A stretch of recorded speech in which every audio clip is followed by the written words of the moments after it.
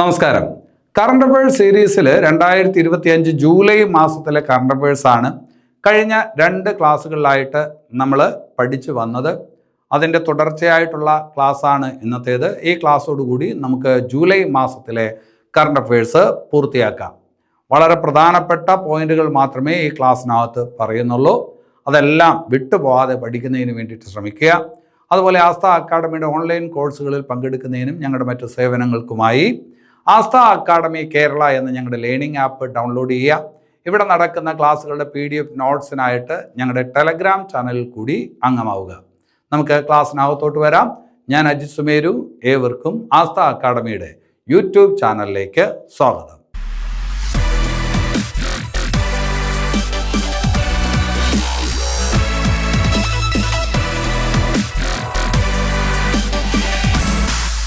ശരി, അപ്പം നമുക്ക് ഇന്നത്തെ ക്ലാസ്സിലെ ആദ്യത്തെ പോയിന്റിലോട്ട് വരാം. ആദ്യത്തെ പോയിന്റ് ഇതാണ്: രാജ്യത്തിൻ്റെ സുരക്ഷാ പ്രാധാന്യം കണക്കിലെടുത്തുകൊണ്ട് ലക്ഷദ്വീപിലെ ഒരു ദ്വീപിനെ ഇന്ത്യൻ സൈന്യം ഏറ്റെടുക്കാനായിട്ട് പോവുകയാണ്. ഏത് ദ്വീപിനെയാണ് ഇന്ത്യൻ സൈന്യം രാജ്യത്തിൻ്റെ സുരക്ഷാ പ്രാധാന്യം കണക്കിലെടുത്ത് ഏറ്റെടുക്കുന്നത് എന്ന് ചോദിച്ചാൽ അത് ലക്ഷദ്വീപിലെ ബിത്ര ദ്വീപിനെയാണ്. അപ്പോൾ പറഞ്ഞ കാര്യം എന്താണ്? രാജ്യത്തിൻ്റെ സുരക്ഷാ പ്രാധാന്യം കണക്കിലെടുത്ത് ലക്ഷദ്വീപ് സമൂഹത്തിലെ ഒരു ദ്വീപിനെ ഇന്ത്യൻ സൈന്യം ഏറ്റെടുക്കുന്നു എന്നുള്ളതാണ് വാർത്ത. ഏത് ദ്വീപിനെ ഏറ്റെടുക്കുന്നു എന്ന് ചോദിച്ചാൽ അത് ബിത്ര ദ്വീപിനെയാണ്. ബിത്ര ദ്വീപ് നമുക്കറിയാവുന്ന കാര്യമാണ്. ലക്ഷദ്വീപ് സമൂഹം, ആ ലക്ഷദ്വീപ് സമൂഹത്തിൽ ആകെ 36 ദ്വീപുകളാണുള്ളത്. 36 ദ്വീപുകളുണ്ടെങ്കിലും അവിടെ 10 ദ്വീപുകളിൽ മാത്രമേ ജനസംഖ്യയുള്ളൂ, അതായത് ജനവാസമുള്ളൂ, അല്ലെ? ആ ജനവാസമുള്ള 10 ദ്വീപുകളിൽ ഏറ്റവും ജനസംഖ്യ കുറഞ്ഞ ദ്വീപാണ് ഏത്? ബിത്ര ദ്വീപ്. ജനവാസമുള്ള ലക്ഷദ്വീപിലെ ദ്വീപുകളിൽ ഏറ്റവും ജനസംഖ്യ കുറഞ്ഞ ദ്വീപാണ് ഏത്? ബിത്ര ദ്വീപ്. ഏറ്റവും ജനസംഖ്യ കൂടിയ ലക്ഷദ്വീപിലെ ഏറ്റവും വലിയ ദ്വീപ് ഏതെന്ന് ചോദിച്ചാൽ ഏതാണ്? അത് ആന്ത്രോത്താണ്, അല്ലെ? ഏതാണ്? ആന്ത്രോത്താണ്. ലക്ഷദ്വീപിലെ വിമാനത്താവളമുണ്ടോ? ഉണ്ട്. ലക്ഷദ്വീപിലെ വിമാനത്താവളമുണ്ട്. ലക്ഷദ്വീപിലെ ഏക വിമാനത്താവളം എവിടെയാണ് എന്ന് ചോദിച്ചാൽ അത് അഗത്തിയിലാണ്. എവിടെയാണ്? അഗത്തിയിലാണ്, അല്ലെ? നിങ്ങൾക്കറിയാവുന്ന മറ്റൊരു കാര്യം, ലക്ഷദ്വീപിന്റെ തലസ്ഥാനമാണ് കവരത്തി. അപ്പോൾ പറഞ്ഞ കാര്യങ്ങളെല്ലാം പ്രധാനമാണ്, ഏതെങ്കിലും രീതിയിൽ പരീക്ഷയ്ക്ക് വേണ്ടതുമാണ്. ലക്ഷദ്വീപിൽ ആകെ 36 ദ്വീപുകളുണ്ട്. 10 ദ്വീപുകളിൽ മാത്രമാണ് ജനവാസമുള്ളത്. ലക്ഷദ്വീപിലെ ഏക വിമാനത്താവളം അഗത്തി ദ്വീപിലാണ്. ലക്ഷദ്വീപിലെ ഏറ്റവും കൂടുതൽ ജനസംഖ്യയുള്ള ഏറ്റവും വലിയ ദ്വീപ് എന്ന് പറയുന്നത് ആന്ത്രോത്താണ്. ലക്ഷദ്വീപിലെ ദ്വീപുകളിൽ ഏറ്റവും ചെറുതും ഏറ്റവും കുറച്ച് ജനസംഖ്യയുമുള്ള ദ്വീപ് എന്ന് പറയുന്നത് ബിത്രയാണ്. ആ ബിത്ര ദ്വീപിനെയാണ് രാജ്യത്തിൻ്റെ സുരക്ഷാ പ്രാധാന്യം കണക്കിലെടുത്തുകൊണ്ട് ഇപ്പോൾ ഇന്ത്യൻ സൈന്യം ഏറ്റെടുക്കാൻ ഒരുങ്ങുന്നത്. അപ്പൊ അത് ശ്രദ്ധിച്ച് വയ്ക്കുക. ഇനി അടുത്തത് അതിലും നല്ല ഒരു പോയിന്റാണ്. ലോകത്ത് ആദ്യമായി പരമ്പരാഗത വിജ്ഞാന ഡിജിറ്റൽ ലൈബ്രറി ആരംഭിക്കുന്ന രാജ്യം. പരമ്പരാഗത വിജ്ഞാന ഡിജിറ്റൽ ലൈബ്രറി അഥവാ ട്രഡീഷണൽ നോളജ് ഡിജിറ്റൽ ലൈബ്രറി ആരംഭിക്കുന്ന രാജ്യം ഏതാണ് എന്ന് ചോദിച്ചാൽ അത് ഇന്ത്യയാണ്. ലോകാരോഗ്യ സംഘടന ഈ സംരംഭത്തിനെ വളരെയധികം പ്രശംസിച്ചിട്ടുമുണ്ട്. അപ്പോൾ അത് വളരെ പ്രധാനപ്പെട്ട ഒരു കാര്യമാണ്. എന്താണ് പരമ്പരാഗത വിജ്ഞാന ഡിജിറ്റൽ ലൈബ്രറി എന്നത് നിങ്ങൾക്ക് മനസ്സിലായിട്ടുണ്ടാവില്ല. നമ്മുടെ രാജ്യത്തിന് വളരെ സമ്പന്നമായിട്ടുള്ള ഒരു പാരമ്പര്യമുണ്ട്, ഒരു പൈതൃകമുണ്ട്. ഇവിടെ പലതരത്തിലുള്ള അറിവ് പണ്ടേ ഉണ്ടായിരുന്നു. പ്രത്യേകിച്ചും വൈദ്യശാസ്ത്ര രംഗത്തൊക്കെ ഒരുപാട് അറിവ് നമ്മുടെ ഈ പറഞ്ഞ നാട്ടിലുണ്ടായിരുന്നു, അല്ലെ? ആയുർവേദം, യുനാനി പോലുള്ള നാട്ടു ചികിത്സകളൊക്കെ ധാരാളം ഉണ്ടായിരുന്നു. അതുമായി ബന്ധപ്പെട്ട അറിവുകളൊക്കെ ഉണ്ടായിരുന്നു. പക്ഷെ അതൊന്നും ക്രോഡീകരിക്കപ്പെട്ടിട്ടില്ല. പലയിടത്തായിട്ട് പല ഗ്രന്ഥങ്ങളിലായിട്ട് ചിതറിക്കിടക്കുകയാണ്. അതിനെല്ലാം കൂടി എന്ത് ചെയ്യുന്നു? ഡിജിറ്റലൈസ് ചെയ്യുന്നു. അങ്ങനെയുള്ള അറിവുകളെല്ലാം എന്ത് ചെയ്യുന്നു? ഈ പറഞ്ഞ ഡിജിറ്റലൈസ് ആക്കുന്നു, അങ്ങനെ സൂക്ഷിക്കുന്നു. അതാണ് ഏത്? പരമ്പരാഗത വിജ്ഞാന ഡിജിറ്റൽ ലൈബ്രറി എന്നതുകൊണ്ട് ഉദ്ദേശിക്കുന്നത്. അതുകൊണ്ടുള്ള ഒരു ഗുണം എന്താണ്? നമ്മുടെ നാട്ടിലുള്ള അറിവുകളൊക്കെ മറ്റൊരാൾക്ക് ഈ എടുത്ത് ഏതെങ്കിലും രീതിയിൽ കോപ്പി പേസ്റ്റ് ചെയ്ത് ഉപയോഗിക്കാനൊന്നും ഇനി പറ്റാതെ വരും. കാരണം അതിൻ്റെ പേറ്റന്റ് നമ്മൾ ക്ലെയിം ചെയ്യും, അല്ലെ? അപ്പൊ അങ്ങനെ ഒരു സംരംഭം ലോകത്താദ്യമായിട്ട് നടപ്പിലാക്കുന്ന രാജ്യം ഏതെന്ന് ചോദിച്ചാൽ അത് ഇന്ത്യയാണ്. അപ്പോൾ ലോകത്താദ്യമായിട്ട് പരമ്പരാഗത വിജ്ഞാന ഡിജിറ്റൽ ലൈബ്രറി ആരംഭിക്കുന്ന രാജ്യം ഏതെന്ന് ചോദിച്ചാൽ അത് ഇന്ത്യയാണ്. അടുത്തത് വേറൊരു പ്രധാനപ്പെട്ട പോയിന്റിലോട്ട് വരാം. ലോകപ്രസിദ്ധമായിട്ടുള്ള ഒരു ധനകാര്യ മാഗസീനാണ് ഇറ്റലിയിൽ നിന്ന് പ്രസിദ്ധീകരിക്കുന്ന ഗ്ലോബൽ ഫിനാൻസ് മാഗസീൻ, അല്ലെ? ലോകപ്രസിദ്ധമായിട്ടുള്ള ഒരു ധനകാര്യ മാഗസീനാണ്, ഇറ്റലിയിൽ നിന്നാണ് പ്രസിദ്ധീകരിക്കുന്നത് ഗ്ലോബൽ ഫിനാൻസ് മാഗസീൻ. അവർ ഈ അടുത്ത കാലത്ത് ഒരു ഇൻഡെക്സ് പുറപ്പെടുവിച്ചു. അതാണ് ഏത്? ആഗോള വരുമാന സൂചിക, അല്ലെ? ആഗോള വരുമാന സൂചിക പ്രസിദ്ധപ്പെടുത്തിയത് ആരാണ്? ഗ്ലോബൽ ഫിനാൻസ് മാഗസീൻ ആണ്. ആ ആഗോള വരുമാന സൂചിക പ്രകാരം ഇന്ത്യയുടെ സ്ഥാനം എത്രാമതാണ് എന്ന് പരീക്ഷയ്ക്ക് ചോദിച്ചേക്കാം. 4-ാം സ്ഥാനമാണ്. അപ്പൊ ചോദ്യം ഇങ്ങനെയാണ്, ഗ്ലോബൽ ഫിനാൻസ് മാഗസിൻ ഈയിടെ പ്രസിദ്ധീകരിച്ച ആഗോള വരുമാന സൂചിക പ്രകാരം ഇന്ത്യയുടെ സ്ഥാനം എത്രാമതെന്ന് ചോദിച്ചാൽ 4-ാമതാണ്. അപ്പൊ കൂട്ടുകാർക്കൊരു സംശയം വരും, എന്താണ് ആഗോള വരുമാന സൂചിക എന്നതുകൊണ്ട് ഉദ്ദേശിക്കുന്നത്, അല്ലെ? ഒരു രാജ്യമാകുമ്പോൾ രാജ്യത്തിന് വരുമാനമുണ്ടാവും, രാജ്യത്തിന് ചെലവും ഉണ്ടാകും. രാജ്യത്തിന്റെ വരുമാനം എന്ന് പറയുമ്പോൾ പ്രധാനമായിട്ടും നികുതികളിൽ നിന്നാണ് വരുമാനം ഉണ്ടാവുന്നത്, നികുതി ഇതര വരുമാനങ്ങളും ഉണ്ടാവും, അല്ലെ?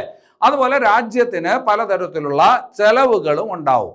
ഈ വരവും ചെലവും തമ്മിലുള്ള അന്തരത്തിന്റെ അടിസ്ഥാനത്തിൽ തയ്യാറാക്കിയിരിക്കുന്നതാണ് ഏത്? ഈ ആഗോള വരുമാന സൂചിക. ഒരു രാജ്യത്തിന്റെ വരവ്, ഒരു രാജ്യത്തിന്റെ ചെലവ്, അതിന്റെ ഈ പറഞ്ഞ അന്തരം, ആ പറഞ്ഞ അന്തരത്തിന്റെ അടിസ്ഥാനത്തിൽ തയ്യാറാക്കിയിരിക്കുന്ന സൂചികയാണ് ആഗോള വരുമാന സൂചിക. അങ്ങനെ ഗ്ലോബൽ ഫിനാൻസ് മാഗസിൻ ആഗോള വരുമാന സൂചിക തയ്യാറാക്കിയപ്പോൾ അതിലെ ഇന്ത്യയുടെ സ്ഥാനം എത്രാമത് എന്ന് ചോദിച്ചാൽ 4-ാം സ്ഥാനമാണ്. സാധാരണഗതിയിൽ ഇങ്ങനെയുള്ള സൂചകങ്ങളിലൊക്കെ ഇന്ത്യയുടെ സ്ഥാനമൊക്കെ 100-ന് പുറത്തോട്ടാണ്, അല്ലെ? പക്ഷെ ഇവിടെ ഇത്രയും മെച്ചമാണ്, 4-ാം സ്ഥാനത്താണ്. അപ്പൊ അവിടെ മനസ്സിനകത്ത് വേറൊരു ചോദ്യം വരും, 1-ാം സ്ഥാനത്തുള്ള രാജ്യം ഏതാണ്? 1-ാം സ്ഥാനത്തുള്ള രാജ്യം ഏതാണെന്ന് ചോദിച്ചാൽ അത് സ്ലോവാക്യയാണ്. ഏതാണ് ആ രാജ്യം? സ്ലോവാക്യ. അപ്പൊ അതൊന്ന് ശ്രദ്ധിച്ച് വയ്ക്കണം. ഇനി അത് കഴിഞ്ഞിട്ട് നമ്മുടെ UPI സംവിധാനം. UPI എന്ന് പറയുന്നത് എന്താണ്? വളരെ പെട്ടെന്ന് പണമിടപാട് നടത്താൻ പറ്റുന്ന ഒരു ഈ പറഞ്ഞ ഇന്റർഫേസ് ആണ് ഏത്? യൂണിഫൈഡ് പേയ്മെന്റ് ഇന്റർഫേസ് അഥവാ UPI. വളരെ പെട്ടെന്ന് പണമിടപാട് നടത്താനായിട്ട് പറ്റും, അല്ലെ? നമ്മൾ ഗൂഗിൾ പേയും ആമസോൺ പേയും ഒക്കെ ചെയ്യുമല്ലോ, അത് വളരെ പെട്ടെന്ന് സാധ്യമാക്കുന്നത് UPI എന്ന് പറയുന്ന ഒരു ഇന്റർഫേസ് ആണ്. അപ്പൊ അത് കൊണ്ടുവന്നത് ആരാണ്? National payment corporation of India. National payment corporation of India ആവിഷ്കരിച്ച റിയൽ ടൈം പേയ്മെന്റ് സിസ്റ്റം, ലോകത്തിലെ ഏറ്റവും വേഗതയേറിയ റിയൽ ടൈം പേയ്മെന്റ് സിസ്റ്റമാണ് UPI. ഈ ഇന്റർഫേസ് മറ്റ് പല രാജ്യങ്ങളും ഉപയോഗിക്കുന്നുണ്ട്.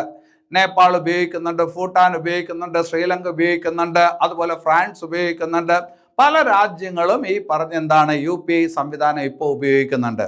അതിൽ ഏറ്റവും ഒടുവിലത്തെ രാജ്യം ഏത് എന്ന് ചോദിച്ചാൽ ട്രിനിഡാഡ് ആൻഡ് ടൊബാഗോ. അപ്പോൾ ഈ അടുത്ത കാലത്ത് ഇന്ത്യയുടെ UPI സംവിധാനം ഉപയോഗിക്കാൻ തുടങ്ങിയ രാജ്യം ഏത്? അത് രാജ്യങ്ങളുടെ പട്ടിക പറയുമ്പോൾ 8-ാമത്തെ രാജ്യം ഏത് എന്ന് ചോദിച്ചാൽ ട്രിനിഡാഡ് ആൻഡ് ടൊബാഗോ. അപ്പോൾ എന്താണ് UPI എന്ന് നമ്മൾ പറഞ്ഞു എന്താണ്? National payment corporation of India.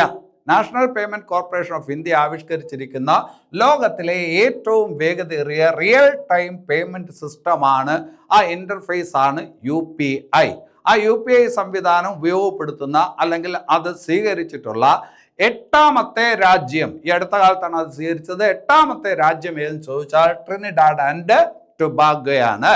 അപ്പൊ അതൊന്ന് ഓർത്ത് വയ്ക്കുക. ഇനി അത് കഴിഞ്ഞിട്ട് വേറൊരു പ്രധാനപ്പെട്ട പോയിന്റിലോട്ട് വരാം. ഇന്ത്യയിലെ ഒരു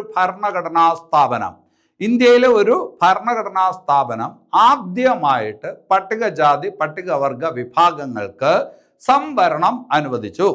ഇന്ത്യയിലെ ഒരു ഭരണഘടനാ സ്ഥാപനം അതിലെ നിയമനങ്ങൾക്ക് ആദ്യമായിട്ട് പട്ടികജാതി പട്ടികവർഗ സംവരണം അനുവദിച്ചു.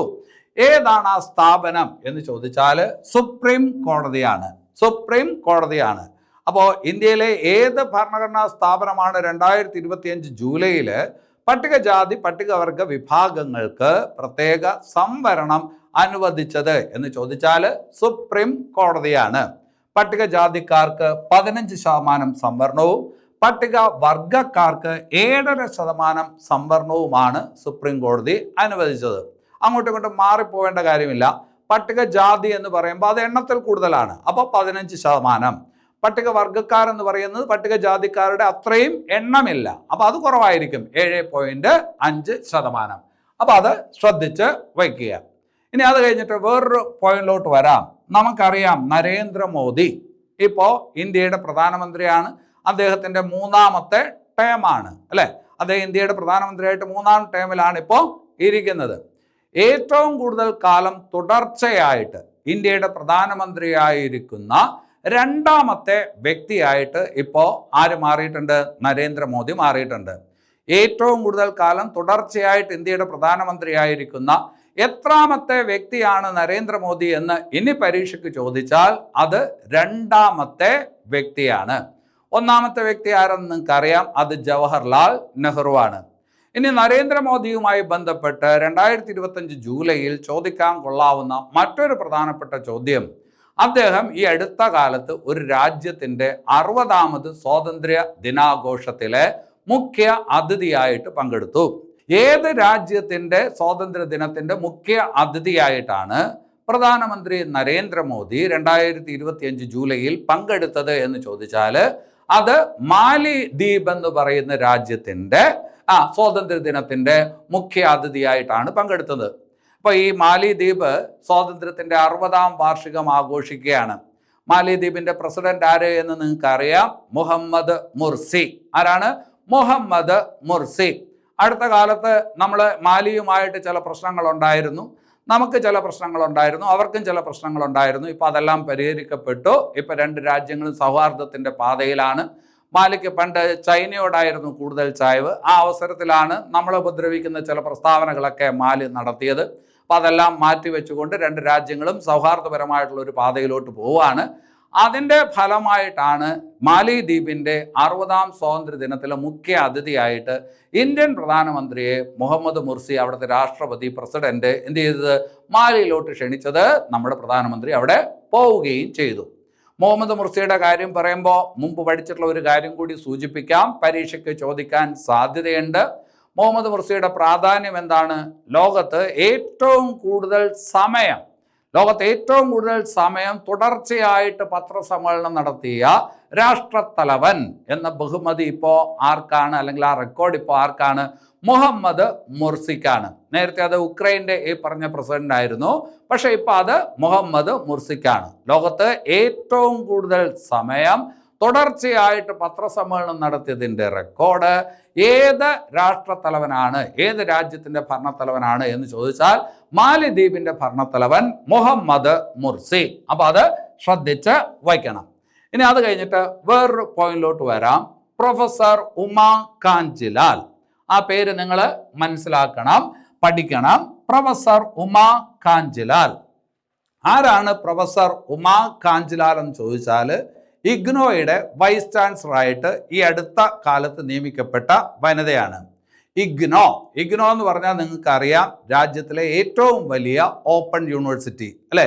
ആ ഇഗ്നോയുടെ വൈസ് ചാൻസലറായിട്ട് നിയമിക്കപ്പെട്ട വനിതയാണ് പ്രൊഫസർ ഉമാ കാഞ്ചിലാൽ. ആ നിയമനത്തിന് വേറെ ഒരു പ്രത്യേകതയുണ്ട്. ആദ്യമായിട്ടാണ് ഒരു വനിത ഇഗ്നോയുടെ വൈസ് ചാൻസലറായിട്ട് മാറുന്നത്. അപ്പോൾ പരീക്ഷയ്ക്ക് ചോദ്യം ഇങ്ങനെയായിരിക്കും, ഇഗ്നോയുടെ വൈസ് ചാൻസലറായിട്ട് നിയമിക്കപ്പെട്ട ആദ്യ വനിത ആരാണ് എന്ന് ചോദിച്ചാൽ അത് പ്രൊഫസർ ഉമാ കാഞ്ചിലാലാണ്. അപ്പോൾ അത് ശ്രദ്ധിച്ച് വയ്ക്കുക. ഇനി അത് കഴിഞ്ഞിട്ട് ഒരു കൃതിയിലോട്ട് വരാം. The loneliness of Sonia and Sunny. എങ്ങനെയാണ്? The loneliness of Sonia and Rahul എന്നല്ല, the loneliness of Sonia and Sunny ഒരു പുസ്തകത്തിൻ്റെ പേരാണ്. ഈ പുസ്തകം എഴുതിയത് ആരാണ്? കിരൺ ദേശായി ആണ് ഈ പുസ്തകം എഴുതിയത്. കിരൺ ദേശായിയെ നിങ്ങൾക്ക് അറിയാം, വളരെ പ്രസിദ്ധയായിട്ടുള്ള സാഹിത്യകാരിയാണ്. നേരത്തെ ബുക്കർ പ്രൈസ് ഒക്കെ ഇവർക്ക് ലഭിച്ചിട്ടുണ്ട്. അവരുടെ ഇപ്പോൾ ശ്രദ്ധിക്കപ്പെടുന്ന ഒരു പുസ്തകമാണ് the loneliness of Sonia and Sunny എന്ന് പറയുന്ന പുസ്തകം. ഈ പുസ്തകം എങ്ങനെയാണ് വാർത്തകളിൽ ഇടം പിടിച്ചത്? ബുക്കർ സമ്മാനം നൽകാനായിട്ട് പോവുകയാണ്. അപ്പോൾ അതിന് വേണ്ടിയിട്ട് കുറേ കൃതികളെ ഈ പറഞ്ഞ ആ കമ്മിറ്റി എന്ത് ചെയ്തുകൊണ്ടിരിക്കുകയാണ്? ഷോർട്ട് ലിസ്റ്റ് ചെയ്തുകൊണ്ടിരിക്കുകയാണ്. അപ്പോൾ ബുക്കർ സമ്മാനത്തിന് പരിഗണിക്കപ്പെടുന്ന ഒരു കൃതിയാണ് ഏത്? ഈ പറഞ്ഞ കൃതി, the loneliness of Sonia and Sunny എന്ന് പറയുന്ന കിരൺ ദേശായി എഴുതിയ കൃതി. പരിഗണിക്കപ്പെടുന്നേ ഉള്ളൂ, ബുക്കർ പ്രൈസ് പ്രഖ്യാപിച്ചിട്ടില്ല. പ്രഖ്യാപിക്കുമ്പോഴേ അറിയാവൂ ഈ പുസ്തകത്തിന് കിട്ടോ ഇല്ലയോ എന്ന്. അപ്പോൾ ബുക്കർ പ്രൈസിന് പരിഗണിച്ച അല്ലെങ്കിൽ പരിഗണിക്കുന്ന the loneliness of Sonia and Sunny എന്ന കൃതി രചിച്ചതാരെ എന്ന് ചോദിച്ചാൽ കിരൺ ദേശായി ആണ്. ശ്രദ്ധിച്ച് വായിക്കണം. ഇനി അത് കഴിഞ്ഞിട്ട് റെവോണ എവറ്റ് പെരേര. കേൾക്കുമ്പോൾ ഒരു വിദേശിയാണെന്ന് തോന്നും, അല്ല, ഒരു ഇന്ത്യക്കാരിയാണ്. റെവോണ എവറ്റ് പെരേര കർണാടകയിൽ നിന്നുള്ള ഒരു വനിതയാണ്. കർണാടകയിൽ മംഗലാപുരം സ്വദേശിയാണ് റെവോണ എവറ്റ് പെരേര. ഇവർ ഈ അടുത്ത കാലത്ത് ഗിന്നസ് ബുക്കിൽ ഒരു റെക്കോർഡ് ഉണ്ടാക്കി. ഗിന്നസ് ബുക്ക് റെക്കോർഡ് ഇവരുടെ പേരിലോട്ട് കിട്ടി. തുടർച്ചയായിട്ട് 170 മണിക്കൂർ ഇവര് ഭരതനാട്യം കളിച്ചു. തുടർച്ചയായിട്ട് 170 മണിക്കൂർ, അല്ലെ? ഒരു ദിവസം എന്ന് പറഞ്ഞാൽ 24 മണിക്കൂറാണ്. അപ്പൊ തുടർച്ചയായിട്ട് 170 മണിക്കൂർ ഭരതനാട്യം കളിച്ച് ലിംഗ ബുക്ക് ഓഫ് റെക്കോർഡ്സിൽ ഇടം നേടിയ ഇന്ത്യക്കാരിയാണ്, കർണാടകക്കാരിയാണ്. ആര്? റെവോണ എവറ്റ് പെരേര. റെവോണ Yvette Pereira. അപ്പം ആ പേരൊന്ന് മനസ്സിലാക്കി വെക്കണം. അപ്പൊ ലിംഗ ബുക്ക് ഓഫ് റെക്കോർഡ്സിൽ ഇടം നേടി. എങ്ങനെയാണ്? തുടർച്ചയായിട്ട് 170 മണിക്കൂർ ഭരതനാട്യം കളിച്ച് ലിംഗ ബുക്ക് ഓഫ് റെക്കോർഡ്സിൽ ഇടം നേടി. ആരാണ്? റെവോണ എവറ്റ് പെരേര. എവിടുത്തെ കാര്യമാണ്? കർണാടക, മംഗലാപുരം. ശരി, അപ്പൊ അത് മനസ്സിലാക്കി വെക്കുക. ഇനി അത് കഴിഞ്ഞിട്ട് നല്ലൊരു ചോദ്യമാണ്. IMFന്റെ ഡെപ്യൂട്ടി മാനേജിംഗ് ഡയറക്ടർ. IMFന്റെ ഡെപ്യൂട്ടി മാനേജിംഗ് ഡയറക്ടർ എന്ന് പറഞ്ഞാൽ IMFന്റെ ഏറ്റവും തലപ്പത്തുള്ള രണ്ടാമത്തെ വ്യക്തി എന്നാണ് അർത്ഥം. IMFന്റെ ഏറ്റവും തലപ്പത്തുള്ള രണ്ടാമത്തെ വ്യക്തി. അതിൻ്റെ ഏറ്റവും തലപ്പത്തുള്ളതെന്ന് പറഞ്ഞാൽ മാനേജിംഗ് ഡയറക്ടറാണ്. അതിന് താഴെ ഡെപ്യൂട്ടി മാനേജിംഗ് ഡയറക്ടർ. IMFന്റെ ഡെപ്യൂട്ടി മാനേജിംഗ് ഡയറക്ടർ സ്ഥാനത്ത് നിന്ന് ഒഴിവായ അല്ലെങ്കിൽ അവിടെ നിന്ന് ഇറങ്ങിപ്പോയ, ആ സ്ഥാനം കളഞ്ഞ, ത്യജിച്ച ഇന്ത്യൻ വംശജയായിട്ടുള്ള അമേരിക്കക്കാരി ആര് എന്ന് ചോദിച്ചാൽ അത് ഗീതാ ഗോപിനാഥാണ്.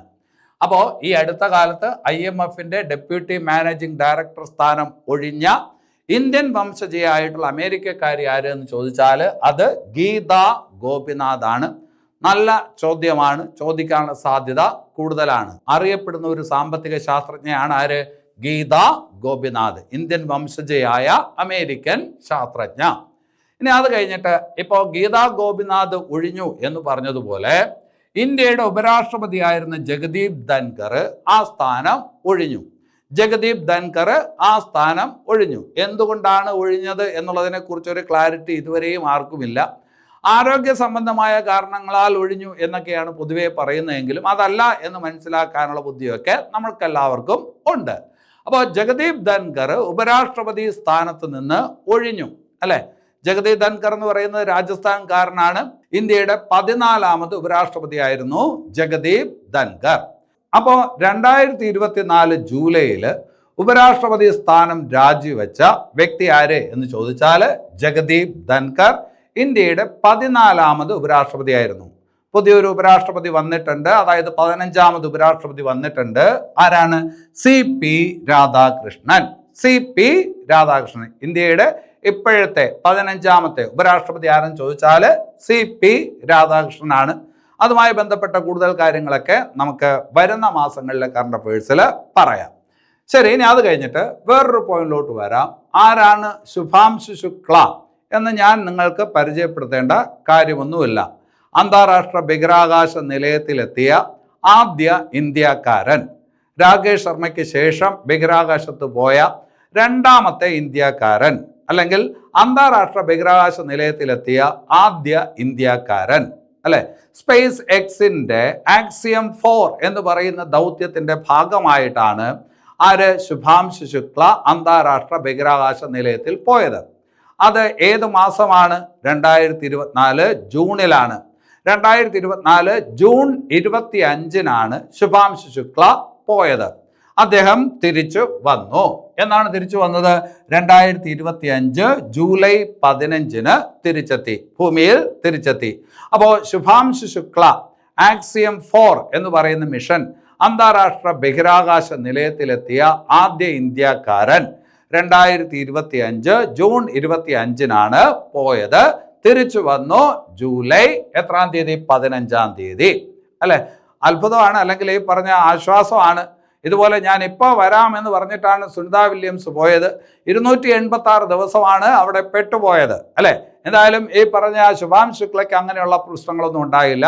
വിചാരിച്ച സമയത്ത് തന്നെ തിരിച്ചു വരാനായിട്ട് പറ്റി. അപ്പോൾ അത് ജൂലൈ 15. ഇനി അത് കഴിഞ്ഞിട്ട് ഒരു സൈനിക അഭ്യാസത്തിലോട്ട് വരാം. ശക്തി സൈനിക അഭ്യാസം.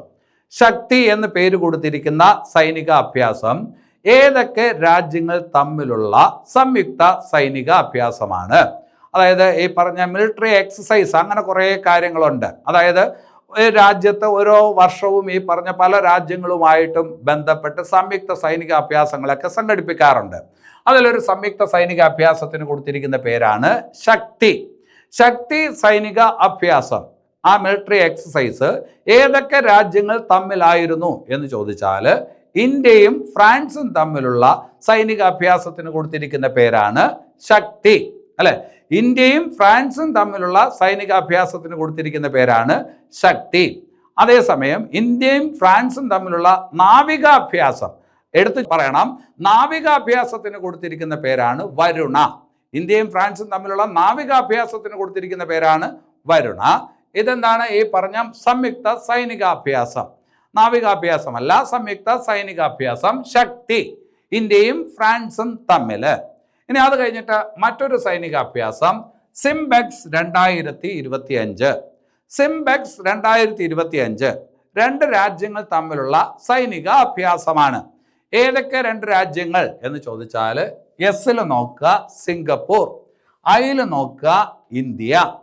അതായത് സിംഗപ്പൂരും ഇന്ത്യയും തമ്മിലുള്ള എന്താണ് ഈ പറഞ്ഞ സൈനിക അഭ്യാസമാണ്, മിലിറ്ററി എക്സസൈസ് ആണ് സിംബെക്സ് എന്ന പേരിൽ അറിയപ്പെടുന്നത്. സിംബെക്സ്, അതിലെ എസ് ഒഴിവാക്കിയാൽ ഇംബെക്സ് എന്ന് വായിക്കും. ഇംബെക്സും ഒരു സൈനികാഭ്യാസത്തിന്റെ പേരാണ്.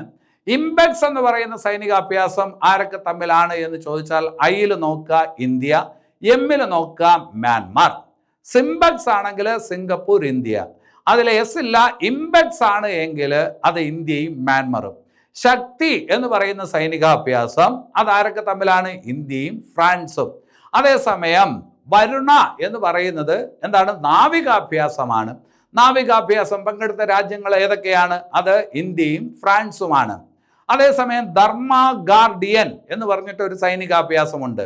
ധർമ്മ ഗാർഡിയൻ എന്ന് പറയുന്ന സൈനികാഭ്യാസം ഇന്ത്യയും ജപ്പാനും തമ്മിലുള്ള സൈനികാഭ്യാസമാണ്. ഏത്? ധർമ്മ ഗാർഡിയൻ.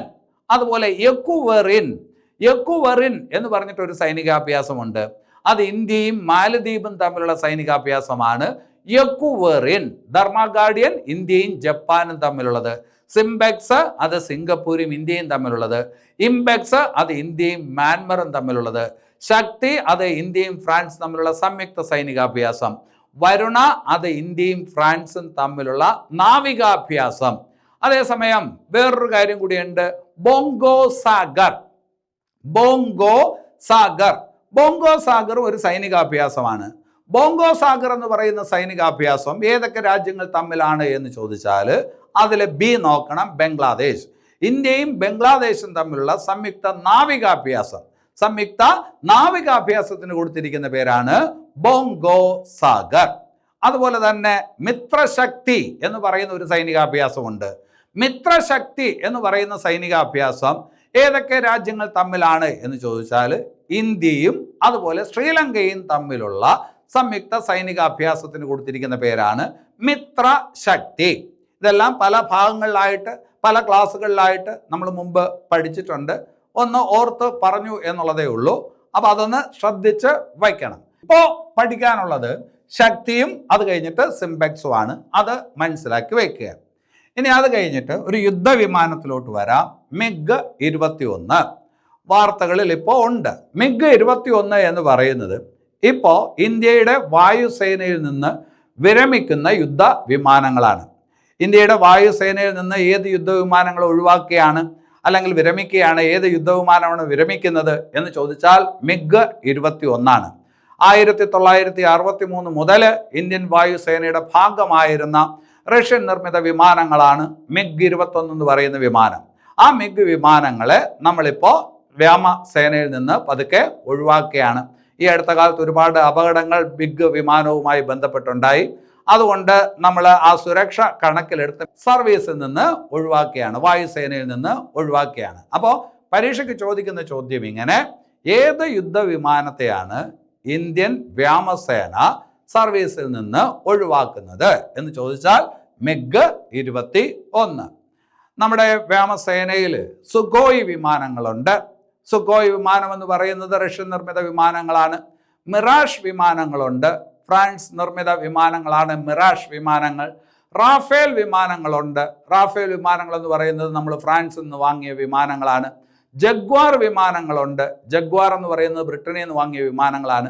ഇങ്ങനെയുള്ള വിമാനങ്ങളെല്ലാം നമ്മുടെ ഈ പറഞ്ഞ ഗോഡൗണിലുണ്ട്. പക്ഷെ നമ്മൾ ഏതിനെ ഒഴിവാക്കുന്നു? MiG-21 ഒഴിവാക്കുന്നു. അപ്പോൾ അത് ശ്രദ്ധിച്ച് വയ്ക്കുക. ഇതിനെല്ലാം പുറമെ നമ്മൾ തന്നെ ഉണ്ടാക്കിയെടുത്ത വിമാനമുണ്ട്. ഏതാണ്? തേജസ് എന്ന് പറയുന്ന യുദ്ധവിമാനം നമ്മൾ തന്നെ ഉണ്ടാക്കിയെടുത്ത വിമാനമാണ്, അല്ലേ? അതും നമ്മുടെ ഈ പറഞ്ഞ ഗോഡൗണിലുണ്ട്, വ്യോമസേനയുടെ ഗോഡൗണിൽ ഉണ്ട്. ഇനി അത് കഴിഞ്ഞിട്ട് വേറൊരു ഭാഗത്തോട്ട് വരാം. നിസാർ. നിസാർ എന്ന് പറയുന്നത് കുറച്ച് കാലമായിട്ട് ഇത് പഠിക്കുന്ന ആൾക്കാർക്ക് കേൾക്കുന്ന ഒരു കാര്യമാണ്. കറണ്ട് അഫയേഴ്സ് പഠിക്കുന്നുവെങ്കിൽ കേൾക്കുന്ന ഒരു കാര്യമാണ്. നിസാർ എന്ന് പറയുന്നത് ഒരു ഉപഗ്രഹമാണ്. നിസാർ എന്ന് പറയുന്ന ഉപഗ്രഹം ആരൊക്കെ ചേർന്ന് തയ്യാറാക്കി എന്നുള്ളതാണ്. ആരൊക്കെ സംയുക്തമായിട്ട് വികസിപ്പിച്ച് ഈ പറഞ്ഞ് വിക്ഷേപിക്കുന്ന ഉപഗ്രഹമാണെന്ന് ചോദിച്ചാൽ, ഒന്ന് എൻ എന്ന് പറയുമ്പോൾ നാസ, ഐ എന്ന് പറയുമ്പോൾ ISRO. നാസ എന്ന് പറയുന്ന അമേരിക്കൻ സ്പേസ് ഏജൻസിയും ഇന്ത്യൻ സ്പേസ് ഏജൻസി ആയിട്ടുള്ള ISROയും സംയുക്തമായിട്ട് വിക്ഷേപിക്കുന്ന ഉപഗ്രഹമാണ് ഏത്? നിസാർ. അത് വിക്ഷേപിച്ചു 2025 ജൂലൈ 30. 2023 മുതൽ തന്നെ കറണ്ട് അഫയേഴ്സിൽ ഈ കാര്യം പഠിക്കുന്നതാണ്.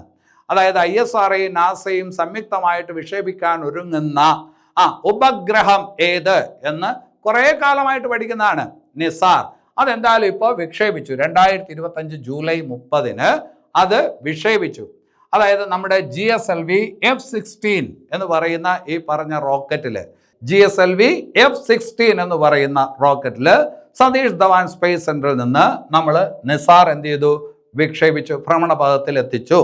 അപ്പോൾ നിസാർ എന്ന് പറഞ്ഞാൽ അതിൻ്റെ പൂർണ്ണ രൂപം എന്ന് പറയുന്നത് എൻ എന്ന് പറയുന്നത് നാസ, പിന്നെ അത് കഴിഞ്ഞിട്ട് I എന്ന് പറയുന്നത് ISRO, S എന്ന് പറയുന്നത് സിന്തറ്റിക്, A എന്ന് പറയുന്നത് അപ്പർച്ചർ ആർ റഡാർ. അപ്പോൾ NASA, ISRO, synthetic, aperture radar എന്നുള്ളതാണ് നിസാറിൻ്റെ പൂർണ്ണ രൂപം. ഇതിനെ എന്ത് ചെയ്തു? നമ്മൾ ഭ്രമണപഥത്തിൽ എത്തിച്ചു എന്നാണ് 2025 ജൂലൈ 30. ഏത് റോക്കറ്റിലാണ് വിക്ഷേപിച്ചത്? GSLV F-16 ആണ് ഇതിനെ ഭ്രമണപഥത്തിൽ കൊണ്ടെത്തിച്ചത്. അപ്പം അത് ശ്രദ്ധിച്ച് വയ്ക്കണം. ഇനി അത് കഴിഞ്ഞിട്ട് ഫിഡെ വനിതാ ചെസ് ലോകകപ്പ് 2025. ഫിഡെ വനിതാ ചെസ് ലോകകപ്പ് 2025. ഈ ലോകകപ്പ് മത്സരം നടന്നത് ഏത് രാജ്യത്ത് വച്ചാണ് എന്നുള്ളതാണ് ഏറ്റവും പ്രധാനപ്പെട്ട പോയിന്റ്. അത് ജോർജിയ എന്ന് പറയുന്ന രാജ്യത്ത് വച്ചിട്ടാണ്. ഏത് രാജ്യത്ത് വച്ചിട്ടാണ്? ജോർജിയ. നേരത്തെ ഫിഡെ പുരുഷ ചെസ് ലോകകപ്പ് നടന്നായിരുന്നു. അത് നടന്നത് സിംഗപ്പൂർ വെച്ചിട്ടായിരുന്നു. ആ ലോകകപ്പ് നടന്നത് എവിടെ വെച്ചിട്ടാണ്? സിംഗപ്പൂർ വെച്ചിട്ടാണ്. അത് പരീക്ഷയ്ക്ക് ചോദിച്ചിട്ടുണ്ട്. അതുപോലെ ഫിഡ വനിതാ ചെസ് ലോകകപ്പ് 2025 അതിൽ വിജയിച്ചതാരെന്നറിയാമോ? ഒരു ഇന്ത്യക്കാരിയാണ്. ആരെന്ന് ചോദിച്ചാൽ ദിവ്യ ദേശ്മുഖ്. അപ്പോൾ ജോർജിയയിൽ വെച്ച് നടന്ന ഫിഡ വനിതാ ചെസ് ലോകകപ്പ് 2025 വിജയി ആര്? കിരീടം നേടിയത് ആര് എന്ന് ചോദിച്ചാൽ ഇന്ത്യക്കാരി ദിവ്യ ദേശ്മുഖാണ്. ആദ്യമായിട്ടാണ് ഒരു വനിത, ഒരു ഇന്ത്യൻ വനിതാ ചെസ് ലോകകപ്പ് വിജയിക്കുന്നത്. അവിടെ വേറെ ഒരു കാര്യം കൂടിയുണ്ട്. അന്ന് ആ ഫൈനലിൽ ഈ ദിവ്യ ദേശ്മുഖിൻ്റെ എതിരാളിയായിരുന്നതും ഒരു ഇന്ത്യക്കാരി തന്നെയാണ്. അവരെ നമുക്കറിയാം, കുറച്ച് കാലമായിട്ട് നമ്മൾ പരിചയപ്പെട്ടു വച്ചിട്ടുള്ള ഒരാളാണ് കൊനേരു ഹംപി. ഫൈനലിൽ ദിവ്യ ദേശ്മുഖും കൊനേരു ഹംപിയും കൂടിയാണ് ഏറ്റുമുട്ടിയത്. അതായത് രണ്ട് ഇന്ത്യക്കാരാണ് പരസ്പരം ഫൈനലിൽ എന്ത് ചെയ്തത്? മത്സരിച്ചത്. അതില് ദിവ്യ ദേശ്മുഖ് കൊനേരു ഹംപിയെ പരാജയപ്പെടുത്തി കിരീടം നേടി. അപ്പോ ഫിഡെ വനിതാ ചെസ് ലോകകപ്പ് 2025 നടന്നത് എവിടെയെന്ന് ചോദിച്ചാൽ ജോർജിയ. അതേസമയം ഫിഡെ പുരുഷ ചെസ് ലോകകപ്പ് 2025 നടന്നത് എവിടെയെന്ന് ചോദിച്ചാൽ അത് സിംഗപ്പൂര്. ആരാണ് വിജയി? ഡി ഗുകേഷ് അല്ലെ. ലോക ചെസ് ചാമ്പ്യൻ ആവുന്ന ഏറ്റവും പ്രായം കുറഞ്ഞ വ്യക്തിയാണ് ഡി ഗുകേഷ് എന്നൊക്കെ നമ്മൾ പഠിച്ചിട്ടുണ്ട് നേരത്തെ. ഇതിപ്പോ ദിവ്യ ദേശ്മുഖ്. അവിടെ ഒരു കാര്യം കൂടി നിങ്ങൾ മനസ്സിലാക്കി വെക്കണം. ചെസ് ദിനം, ലോക ചെസ് ദിനമായിട്ട് ആചരിക്കുന്ന ദിവസം എന്ന് ജൂലൈ 20. ലോക ചെസ് ദിനമായിട്ട് ആചരിക്കുന്ന ദിവസം ഏത് എന്ന് ചോദിച്ചാൽ ജൂലൈ 20. എന്തുകൊണ്ട് ജൂലൈ 20 ലോക ചെസ് ദിനമായിട്ട് ആചരിക്കുന്നു? ഫിഡെ എന്ന് പറയുന്ന ഈ ചെസ്സുമായി ബന്ധപ്പെട്ട സംഘടന, ചെസ് മത്സരങ്ങളുമായി ബന്ധപ്പെട്ട ആഗോളതലത്തിലുള്ള സംഘടനയാണ് ഫിഡെ. ആ ഫിഡെ എന്ന് പറയുന്ന സംഘടന സ്ഥാപിക്കപ്പെടുന്നത് 1924 1924 ജൂലൈ 20 അത് രൂപീകരിക്കപ്പെട്ട ആ ദിവസം ലോകത്തിന്റെ ചെസ് ദിനമായിട്ട് ആചരിക്കുന്നു. ജൂലൈ 20 1924 സ്ഥാപിക്കപ്പെട്ടതെന്ന് പറഞ്ഞു. അപ്പോൾ 2024 ആകുമ്പോൾ ഈ സംഘടന സ്ഥാപിക്കപ്പെട്ടിട്ട് 100 കൊല്ലമായി. ഇന്ന് ലോകത്തുള്ള കായിക സംഘടനകളിൽ ഏറ്റവും പഴക്കമുള്ള സംഘടനകളിൽ ഒന്നാണ് ഏത്? ഈ പറഞ്ഞ ഫിഡെ എന്ന് പറയുന്ന സംഘടന. അപ്പൊ അത് സ്ഥാപിക്കപ്പെട്ടതെന്നാണ് 1924. ചെസ് ദിനം എന്നാണ് അത് സ്ഥാപിക്കപ്പെട്ട ജൂലൈ 20 എന്ന് പറയുന്ന ദിവസം അല്ലെ. അത് പറയുമ്പോൾ ഒരു കാര്യം കൂടി ഓർത്തോണം. കേരളത്തിലെ ചെസ് ഗ്രാമം എന്നറിയപ്പെടുന്ന സ്ഥലം ഏതാണ്? കേരളത്തിലെ ചെസ് ഗ്രാമം എന്നറിയപ്പെടുന്ന സ്ഥലം മരോട്ടിച്ചാൽ എന്ന് പറയുന്ന ഒരു ഗ്രാമമാണ്. അവിടെയുള്ളവർക്കൊക്കെ ഈ പറഞ്ഞ ചെസ് എന്ന് പറയുന്ന കളിയെക്കുറിച്ച് നല്ല ധാരണയുണ്ട്. അവര് 24 മണിക്കൂറും ഈ പറഞ്ഞ സീരിയൽ കണ്ടുകൊണ്ടിരിക്കുന്നവരല്ല. അവർക്ക് ഈ പറഞ്ഞ ഇതൊക്കെയാണ് അവരുടെ ഈ പറഞ്ഞ വിനോദം. അപ്പോൾ ഈ കേരളത്തിലെ ചെസ് ഗ്രാമം എന്നറിയപ്പെടുന്നത് ഏത് ഗ്രാമം എന്ന് ചോദിച്ചാൽ അത് മരോട്ടിച്ചാലാണ്. ഏത് ജില്ല? തൃശ്ശൂർ ജില്ല. മരോട്ടിച്ചാൽ തൃശ്ശൂർ ജില്ല. അതും പരീക്ഷയ്ക്ക് ചോദിക്കാൻ കൊള്ളാവുന്ന ഒരു പോയിന്റ് ആണ്. ഇനി അത് കഴിഞ്ഞിട്ട് മറ്റൊരു ഭാഗത്തോട്ട് വരാം. സ്മൃതി മന്ദാന. ആരാണ് സ്മൃതി മന്ദാന എന്ന് ചോദിച്ചാൽ ഇന്ത്യൻ വനിതാ ക്രിക്കറ്റ് താരമാണ് സ്മൃതി മന്ദാന. പേര് കേട്ടതുപോലെ തന്നെ നല്ല ചിരിയൊക്കെയുള്ള ഒരു പെൺകുട്ടിയാണ് സ്മൃതി മന്ദാന. ഇന്ത്യൻ വനിതാ ക്രിക്കറ്റ് താരമാണ്. ഇപ്പൊ അവര് വാർത്തകളിൽ വന്നു. എങ്ങനെയാണ് അവർ വാർത്തകളിൽ വന്നത്? ക്രിക്കറ്റിന്റെ 3 ഫോർമാറ്റിലും സെഞ്ചുറി നേടുന്ന ആദ്യ ഇന്ത്യൻ വനിതാ ക്രിക്കറ്റ് താരം. ക്രിക്കറ്റിന്റെ 3 ഫോർമാറ്റിലും, 3 ഫോർമാറ്റ് എന്ന് പറയുമ്പോൾ ഏതൊക്കെയാണ്? 2020, പിന്നെ അത് കഴിഞ്ഞിട്ട് വൺ ഡേ, പിന്നെ അത് കഴിഞ്ഞിട്ട് ടെസ്റ്റ്. അങ്ങനെ ക്രിക്കറ്റിന്റെ 3 ഫോർമാറ്റിലും സെഞ്ചുറി നേടുന്ന ആദ്യ ഇന്ത്യൻ വനിതാ ക്രിക്കറ്റ് താരമാണ് ആര്? സ്മൃതി മന്ദാന. ഇത് പുരുഷന്മാരുടെ കാര്യത്തിലാവുമ്പോൾ, അതായത് ക്രിക്കറ്റിന്റെ 3 ഫോർമാറ്റിലും സെഞ്ചുറി നേടുന്ന ആദ്യ ഇന്ത്യൻ ക്രിക്കറ്റ് താരം ആരെന്ന് ചോദിച്ചാൽ പഴയ ഒരു താരമുണ്ട്, സുരേഷ് റെയ്ന. ആരാണ്? സുരേഷ് റെയ്ന. അപ്പൊ ക്രിക്കറ്റിന്റെ 3 ഫോർമാറ്റിലും സെഞ്ചുറി നേടുന്ന ആദ്യ ഇന്ത്യൻ വനിതാ ക്രിക്കറ്റ് താരം സ്മൃതി മന്ദാനയും ക്രിക്കറ്റിന്റെ 3 ഫോർമാറ്റിലും സെഞ്ചുറി നേടുന്ന ആദ്യ പുരുഷ ക്രിക്കറ്റ് താരം സുരേഷ് റെയ്നയുമാണ്.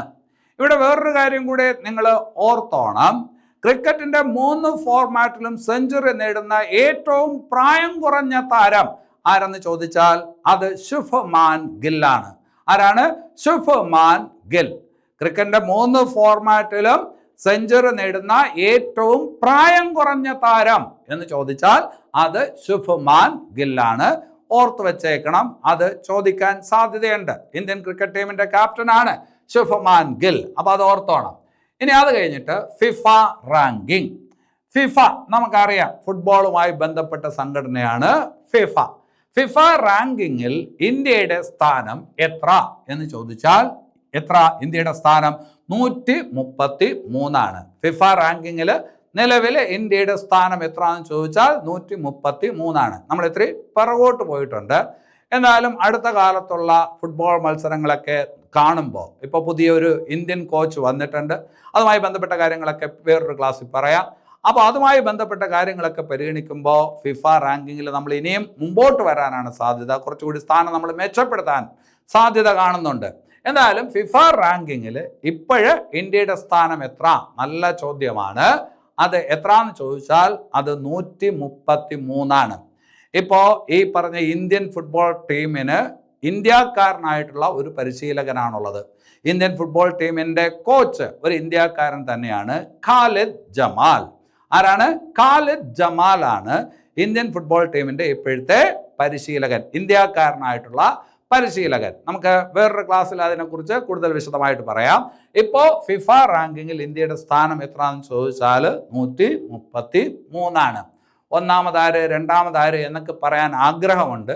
പക്ഷെ ഞാൻ പറഞ്ഞു തീരുന്നതിന് മുമ്പ് തന്നെ അതിനകത്ത് മാറ്റം വരാൻ സാധ്യതയുണ്ട്. അതുകൊണ്ട് ഞാൻ ആ കാര്യത്തിനകത്തോട്ട് വരുന്നില്ല. ഇന്ത്യയുടെ സ്ഥാനം 133. ശരി, ഇനി അത് കഴിഞ്ഞിട്ട് വേറൊരു ഭാഗത്തോട്ട് വരാം. Mount Elbrus.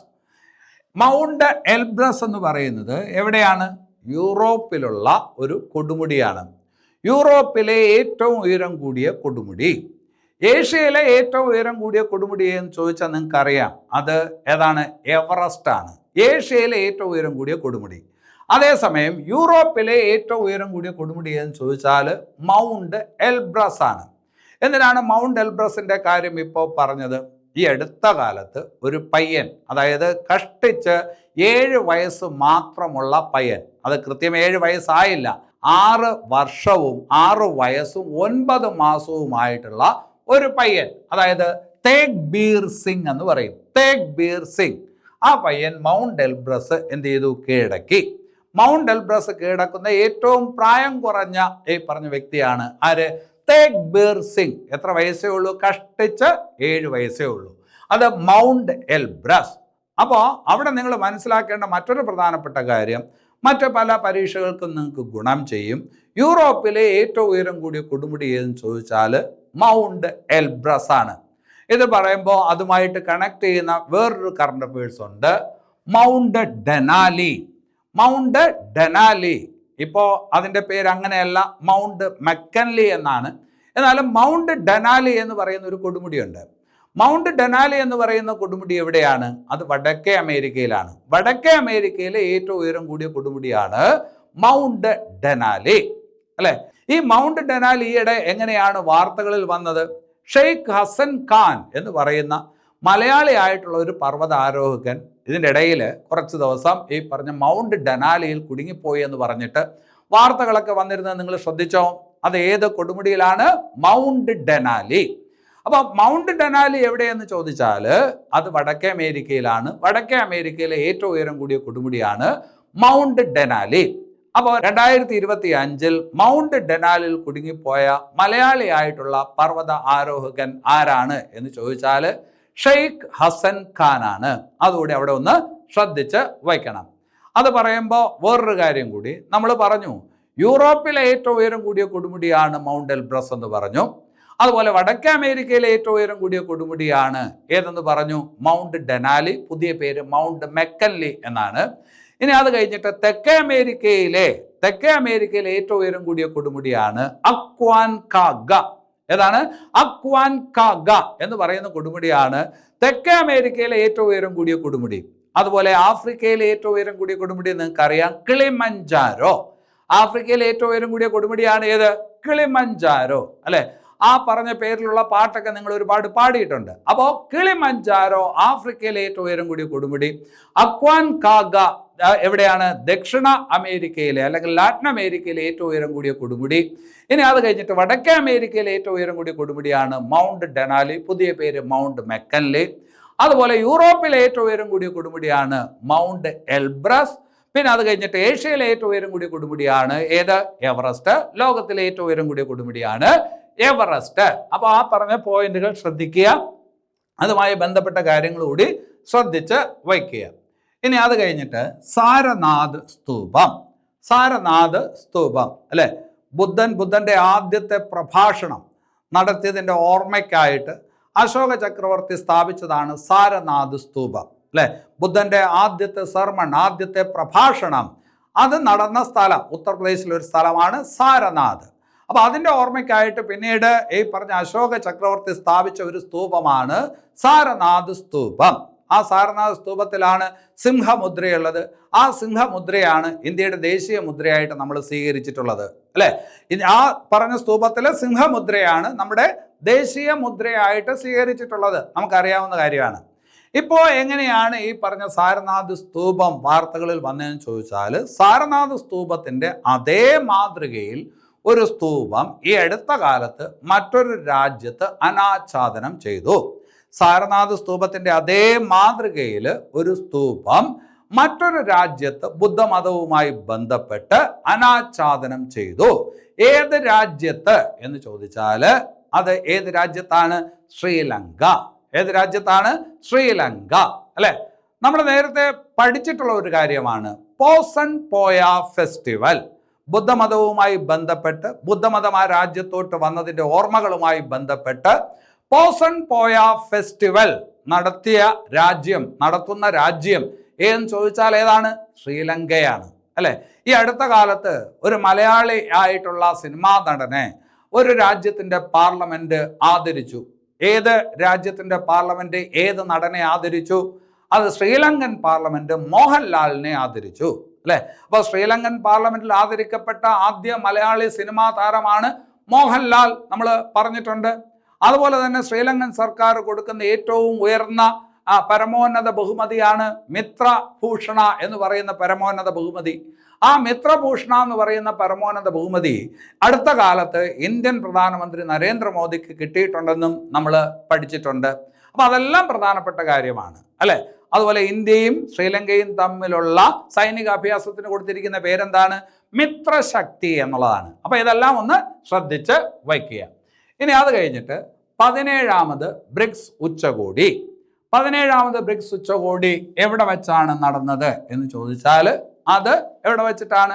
ബ്രസീലിൽ വെച്ചിട്ടാണ്. 17ാമത് ബ്രിക്സ് ഉച്ചകോടി ബ്രസീലിൽ വെച്ച്, അല്ലെ? Rio de Janeiro. 17ാമത് ബ്രിക്സ് ഉച്ചകോടിയുടെ അധ്യക്ഷൻ ആര് എന്ന് ചോദിച്ചാൽ ചിലപ്പോൾ നിങ്ങൾ ഒന്ന് പതറും. അപ്പം അതെവിടെ വെച്ച് നടന്നു എന്ന് നിങ്ങൾക്കറിയാം, പക്ഷേ അതിൻ്റെ അധ്യക്ഷൻ ആരെന്ന് ചോദിച്ചാൽ നിങ്ങളൊന്ന് പതറും. ബ്രസീലിൻ്റെ പ്രസിഡന്റ് ആയിരുന്നു. 17ാമത് ബ്രിക്സ് ഉച്ചകോടിയുടെ അധ്യക്ഷൻ ബ്രസീൽ പ്രസിഡന്റ് ആണ്.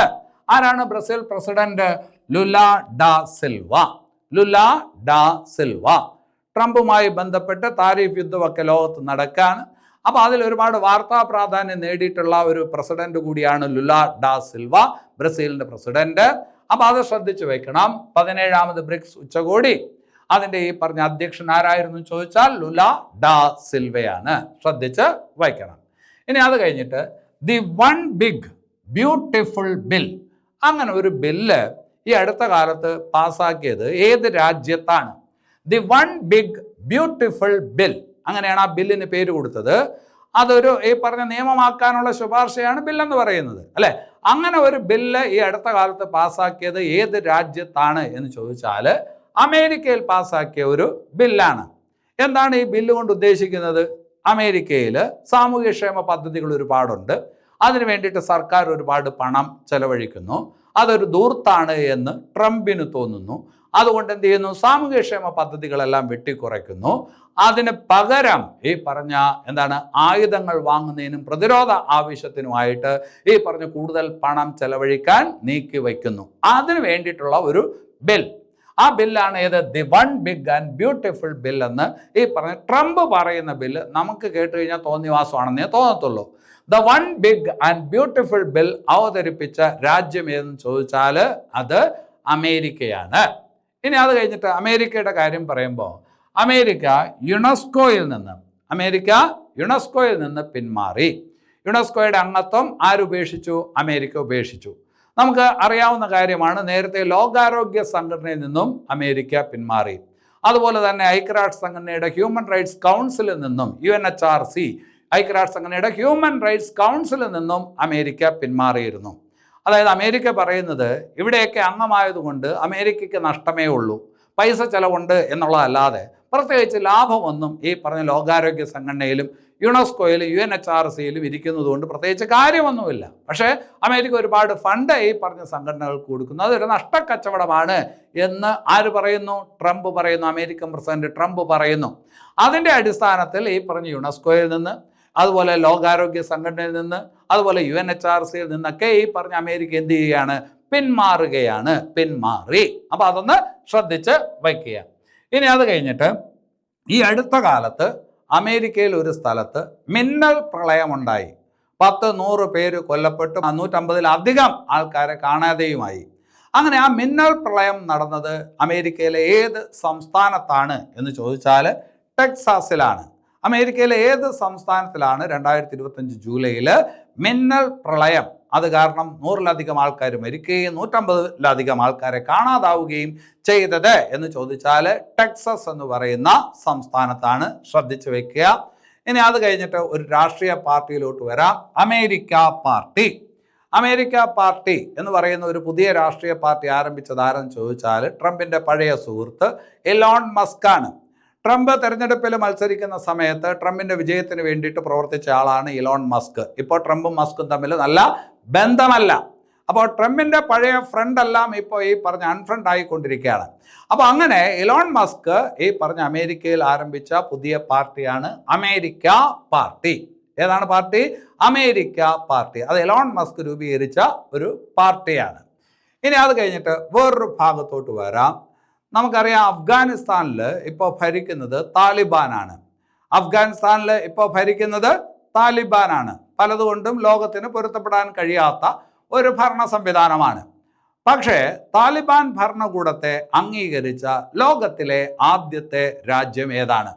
അഫ്ഗാനിസ്ഥാനിലെ താലിബാൻ ഭരണകൂടത്തെ അംഗീകരിച്ച ലോകത്തിലെ ആദ്യത്തെ രാജ്യം ഏതെന്ന് ചോദിച്ചാൽ അത് ഏത് രാജ്യമാണ്? റഷ്യയാണ്. അപ്പൊ അതൊന്ന് ശ്രദ്ധിച്ചു വെക്കണം. ഏത് രാജ്യം? റഷ്യയാണ്. ഇനി അത് കഴിഞ്ഞിട്ട് വേറൊരു പോയിന്റിലോട്ട് വരാം. Three Gorges dam. എന്താണ് ത്രീ ഗോർജസ് ഡാം? ലോകത്തിലെ ഏറ്റവും വലിയ അണക്കെട്ടാണ് ത്രീ ഗോർജസ് ഡാം. ലോകത്തിലെ ഏറ്റവും വലിയ അണക്കെട്ട് എവിടെയാണ്? ചൈനയിലാണ്.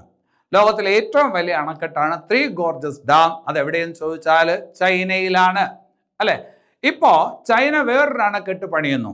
ഈ ത്രീ ഗോർജസ് എന്ന് പറയുന്ന അണക്കെട്ടിനേക്കാളും വലിയ ഒരു അണക്കെട്ട് ഇപ്പോ ചൈന പണിയുന്നു. അത് പണിയുന്നത് എവിടെയാണെന്ന് അറിയാമോ? ടിബറ്റിലാണ്. അവിടെ ഏത് നദിയിലെന്നറിയാമോ? ടിബറ്റ് എന്ന് കേൾക്കുമ്പോൾ ഒരു ക്ലൂ കിട്ടി. ഏതാണ്? ബ്രഹ്മപുത്ര.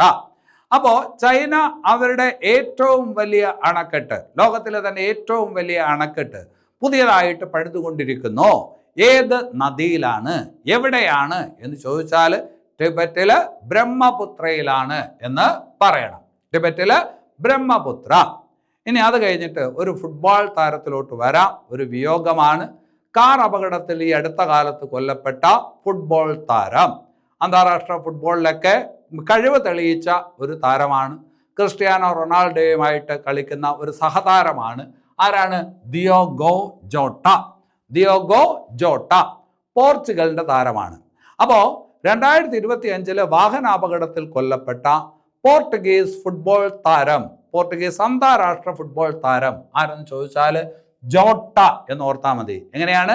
Jota, Diego Jota. അപ്പൊ അത് ശ്രദ്ധിച്ചു വെക്കണം. പരീക്ഷയ്ക്ക് ചോദിക്കാൻ കൊള്ളാവുന്ന ഒരു ചോദ്യമാണ്. അതുപോലെ പരീക്ഷയ്ക്ക് ചോദിക്കാൻ കൊള്ളാവുന്ന വളരെ പ്രധാനപ്പെട്ട മറ്റൊരു പോയിന്റിലോട്ട് വരാം. ഏതാണ്ട് 3500 വർഷത്തോളം പഴക്കമുള്ള, ഏതാണ്ട് 3500 വർഷത്തോളം പഴക്കമെന്ന് പറഞ്ഞാൽ പഴയ ഒരു സംസ്കാരമാണ്. പഴയ ഒരു എന്താണ് ഈ പറഞ്ഞ ഒരു കാലഘട്ടത്തെ അടയാളപ്പെടുത്തുന്ന സംസ്കാരം, അല്ലെ? അപ്പോൾ ഏതാണ്ട് 3500 വർഷം പഴക്കമുള്ള പെനിക്കോ നഗരാവശിഷ്ടങ്ങൾ ഈ അടുത്ത കാലത്ത് കണ്ടെത്തിയത് ഏത് രാജ്യത്താണ് എന്നൊരു ചോദ്യം. അതിൻ്റെ ഉത്തരം പെറു എന്നാണ്. ഏത് രാജ്യത്താണ്? പെറു. അപ്പൊ അത് ആ പേരൊന്ന് മനസ്സിലാക്കി വെക്കണം. 3500 വർഷങ്ങളോളം പഴക്കമുള്ള പെനിക്കോ നഗരാവശിഷ്ടങ്ങൾ ഈ അടുത്ത കാലത്ത് കണ്ടെത്തിയത് ഏത് രാജ്യത്താണ് എന്ന് ചോദിച്ചാൽ പെറു എന്ന് പറയുന്ന രാജ്യത്താണ്. അവിടെ പരീക്ഷയ്ക്ക് ചോദിക്കുന്ന വേറൊരു പ്രധാനപ്പെട്ട ഒരു കാര്യം കൂടിയുണ്ട്. ചരിത്രപരമായിട്ട് വളരെ പ്രാധാന്യമുള്ള ഒരു കാര്യം കൂടിയുണ്ട്. മാച്ചു പിച്ചു എന്ന് പറയുന്നത് ഒരു പുരാതന നഗരമാണ്. മാച്ചു പിച്ചു എവിടെയാണ് എന്ന് ചോദിച്ചാൽ, മാച്ചു പിച്ചു എവിടെയെന്ന് ചോദിച്ചാൽ അതും പെറുവിലാണ്. പരീക്ഷയ്ക്ക് ചോദിച്ചിട്ടുണ്ട്. മാച്ചു പിച്ചു പഴയ ഇൻക എന്ന് പറയുന്ന ഒരു സംസ്കാരമുണ്ട്. പഴയ ഈ പറഞ്ഞ അമേരിക്കൻ ഭാഗത്തൊക്കെ ഉണ്ടായിരുന്ന ഒരു സംസ്കാരമാണ് ഇൻക സംസ്കാരം. ആ ഇൻക സംസ്കാരവുമായി ബന്ധപ്പെട്ട ഈ പറഞ്ഞ ഒരു നഗരം മാച്ചു പിച്ചു അതെവിടെയാണ് എന്ന് ചോദിച്ചാൽ അതും പെറുവിലാണ്. ഇപ്പോൾ ഈ പറഞ്ഞ പെനിക്കോ നഗരാവശിഷ്ടങ്ങൾ കണ്ടെത്തിയിരിക്കുന്നതും ഏത് നഗരത്തിലാണ്? പെറുവിലാണ്. അപ്പോൾ അത്രയും കാര്യങ്ങൾ ഓർത്തു വയ്ക്കണം. അപ്പോൾ 2025 ജൂലൈ മാസത്തിലെ ഏറ്റവും ഇമ്പോർട്ടൻ്റ് ആയിട്ടുള്ള കറണ്ട് അഫയേഴ്സ് മാത്രമേ ഞാൻ നിങ്ങളുടെ മുമ്പിൽ അവതരിപ്പിച്ചിട്ടുള്ളൂ. ആവശ്യമില്ലാത്ത ഒരു കാര്യവും ഞാൻ നിങ്ങളുടെ മുമ്പിൽ പറഞ്ഞിട്ടില്ല. നിങ്ങളെക്കാളും ആവശ്യമില്ലാത്ത കാര്യങ്ങൾ പഠിക്കുന്നതിൽ വിമുഖതയുള്ള ഒരാളാണ് ഞാനും. പക്ഷേ എല്ലാം വായിച്ചു നോക്കി, എല്ലാം മനസ്സിലാക്കിയിട്ട് ഈ കാര്യങ്ങൾക്കാണ് പരീക്ഷയ്ക്ക് പ്രാധാന്യമുള്ളത് എന്ന് മനസ്സിലാക്കിക്കൊണ്ട് അത് മാത്രം തിരഞ്ഞെടുത്ത് നിങ്ങളുടെ മുമ്പിൽ വയ്ക്കുകയാണ് ചെയ്തത്. എങ്കിലും എനിക്ക് പ്രധാനമെന്ന് തോന്നുന്ന മറ്റു ചില കാര്യങ്ങൾ കൂടിയുണ്ട്. അത് ക്ലാസ്സിൽ നോട്ട്സിൽ ഉൾക്കൊള്ളിച്ചിട്ടുണ്ട്. നോട്ട്സ് ടെലഗ്രാം ചാനലിൽ നിന്ന് നിങ്ങൾക്ക് ലഭിക്കും. അപ്പോൾ കഴിഞ്ഞ 3 ക്ലാസ്സുകളിലായിട്ട് നമ്മൾ ജൂലൈ മാസത്തിലെ കറണ്ട് അഫയേഴ്സ് ആണ് പഠിച്ചത്. ഈ ക്ലാസ് നിങ്ങൾക്ക് ഇഷ്ടപ്പെട്ടുവെങ്കിൽ തീർച്ചയായിട്ടും ലൈക്ക് ചെയ്യണം, കമൻറ്റ് ചെയ്യണം, പ്രോത്സാഹിപ്പിക്കണം. നിങ്ങൾ അവസാനം വരെ ഈ ക്ലാസ് കേട്ടുകൊണ്ടിരുന്നു എങ്കിൽ അതിൻ്റെ അർത്ഥം നിങ്ങൾ ഈ ക്ലാസ് ശരിക്കും ഉൾക്കൊള്ളുന്നു എന്നുള്ളതാണ്. അങ്ങനെയാണെങ്കിൽ ലൈക്ക് ചെയ്യാനും കമൻറ്റ് ചെയ്യാനും മടിക്കരുത്. പറ്റുമെങ്കിൽ ഈ ചാനൽ നിങ്ങളുടെ കൂട്ടുകാരിലൂടെ എത്തിക്കാനായിട്ട് ശ്രമിക്കുക. ഈ ക്ലാസ് ഇവിടെ അവസാനിക്കുന്നു. എല്ലാവർക്കും നല്ലത് വരട്ടെ. നന്ദി.